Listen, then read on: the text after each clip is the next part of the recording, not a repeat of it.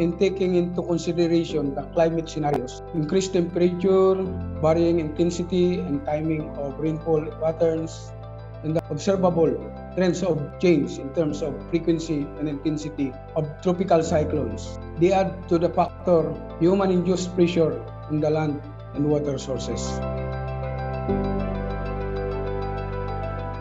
The application of 3R, the management of watersheds, were included in our CCAF PPS programs and plans. In the process, identified reforestation within the watershed areas, plus 3R application, and community management as strategies to provide long-term solution to the water supply in Coron.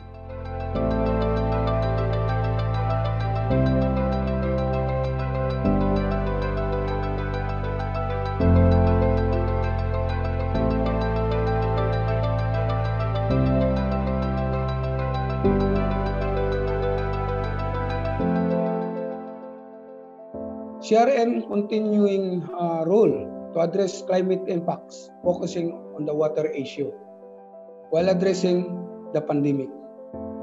Enforcement on payment for ecosystem services, restorative ecosystem adaptation approach, working towards resilience of Coron.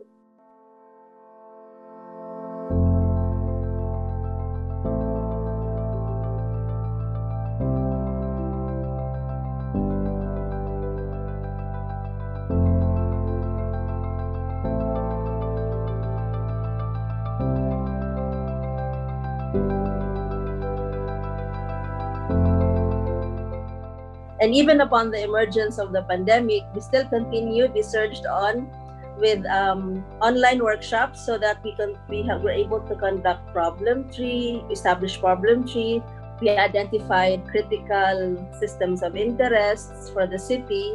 Plus, we were able to continue with the conduct of ICAs, all of which form part of our CCAF, which is also has been mainstreamed sa ating LCCAP.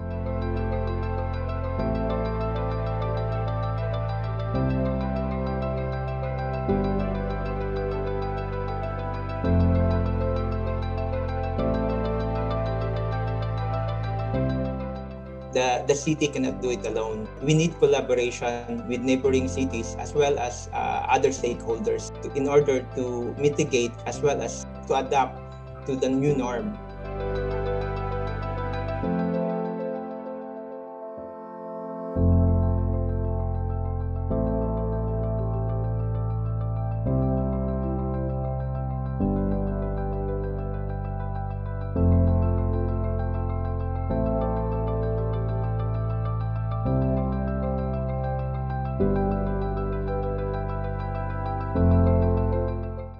Is that very important this is a locally driven climate action.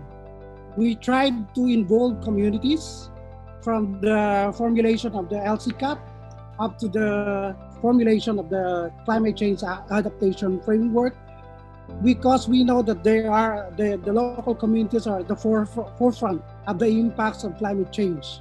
And then, of course, to build resilience from the impact of climate change, there needs to be coherence in creating development and shaping the way communities and local actors are able to reduce climate change vulnerabilities.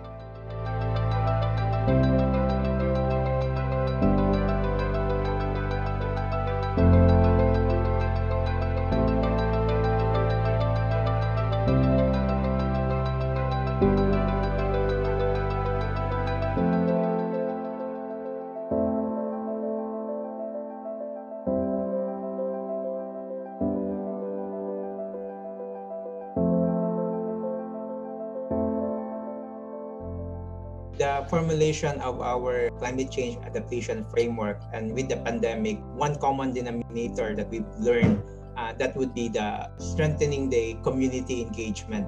If there is no engagement, if there is no buy-in within the community, it would be harder to implement this program. Engagement and empowering the community would be the key, not necessarily to resolve it right away, but it would make the implementation of the project easier. We cannot discount the fact that even with this pandemic, we still have to address the economic situations in our locality, given that some businesses that have to fold up because of the pandemic. That's why the balancing act is there on how we can provide livelihood or sustain livelihood for our people and prevent further transmission of the virus in our area. So that's it has to be a balancing act. And COVID-19, what we had learned is being a challenge that was a challenge by thinking outside the box. So the resilience of climate plans depending on the people who have clear understanding of the importance and the consequences of failing to implement them despite the ongoing pandemic. Of course, our resilience was tested. It's being tested until now. The pandemic showed us that it is not enough to survive, but we need to accept and to move forward despite all the odds of this new reality. We believe that no amount of planning for development is ever enough if we can't even plan to be resilient in the first place.